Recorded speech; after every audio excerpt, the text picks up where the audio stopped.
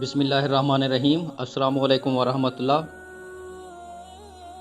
ملک عرب میں ڈاکوؤں کے ایک گروہ نے ایک پہاڑ کی چوٹی پر محفوظ ٹھکانہ بنا لیا تھا۔ وہ اپنی کمین گاہ میں بیٹھے رہتے اور جیسے ہی کوئی قافلہ ادھر سے گزرتا پہاڑ سے اتر کر اسے لوٹ لیتے۔ خلق خدا ان کے ہاتھوں بہت پریشان تھی۔ ڈاکوؤں کا یہ ٹھکانہ کچھ ایسا محفوظ تھا کہ انہیں پکڑنے کی کوئی کوشش کامیاب نہ ہوتی تھی۔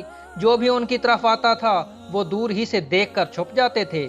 جب ان کا ظلم حد سے بڑھ گیا تو بادشاہ نے ایک ہوشیار جاسوس کو ان کی گرفتاری کے کام پر مقرر کیا۔ یہ جاسوس ایک جگہ چھپ گیا اور جب یہ خطرناک ڈاکو ڈاکہ ڈالنے کے لیے چلے گئے تو اس نے شاہی فوج کو خبر دے دی۔ فوج کے جوان پہاڑ کی چوٹی پر پہنچ کر چھپ گئے۔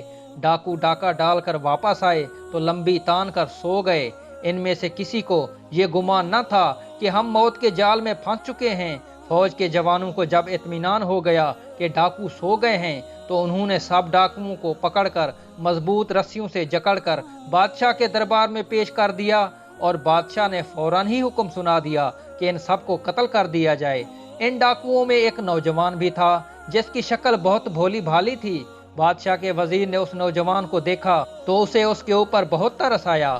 اس نے سوچا کیا اچھی بات ہو جو اس نوجوان کی جان بچ جائے۔ یہ سوچ کر اس نے بادشاہ سے سفارش کی کہ حضور والا اس نوجوان پر رحم فرمائیں اور اس کی جان بخشی کر دیں۔ ابھی تو اس نے زندگی کی چند بہاریں ہی دیکھی ہیں۔ اس کی تعلیم و تربیت کا اچھا انتظام کر دیا جائے تو امید ہے یہ ایک اچھا انسان بن جائے گا۔ بادشاہ کو اپنے وزیر کی یہ بات پسند نہ آئی۔ اس نے کہا تعلیم و تربیت سے انسان کی فطرت نہیں بدلا کرتی۔ یہ ڈاکوؤں کے خطرناک گروہ میں شامل تھا، اس لیے یہ ضروری ہے کہ ڈاکوؤں کے ساتھ اسے بھی قتل کر دیا جائے۔ یہ عقل مندی نہیں کہ انسان آگ بجھائے اور انگارے کو چھوڑ دے یا سانپ کو مارے اور سپولے کو زندہ رہنے دے۔ وزیر نے بادشاہ کی اس بات کی تائید کی اور کہا بے شک حضور نے بجا فرمایا، لیکن موقع دیکھ کر ایک بار پھر نوجوان کی سفارش کی اور کہا اس نوجوان کی عادتیں واقعی اچھی نہیں، لیکن یہ بری عادتیں اس نے برے لوگوں میں رہنے کی وجہ سے اپنائی ہیں۔ اب اچھے لوگوں کے ساتھ رہے گا تو یہ اچھا بن جائے گا۔ بادشاہ اپنے وزیر کی یہ بات سن کر خاموش ہو گیا اور وزیر نے ڈاکو نوجوان کو آزاد کر کے اس کی تعلیم و تربیت کا بہت اچھا انتظام کر دیا۔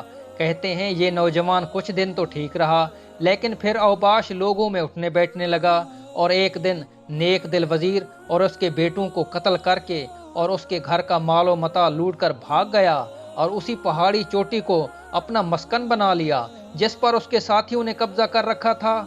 بادشاہ کو اس واقعے کی اطلاع ملی تو اس نے بہت افسوس کیا اور کہا جو برے ہیں بہترین تربیت سے بھی ان کی اصلاح نہیں ہوتی۔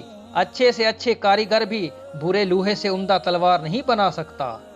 حضرت سعدی رحمۃ اللہ علیہ نے اس حکایت میں اس حقیقت کی طرف اشارہ کیا ہے کہ بد اصل سے بھلائی کی توقع نہ رکھنی چاہیے۔ مشہور مقولہ ہے اصل سے خطا نہیں، کم اصل سے وفا نہیں۔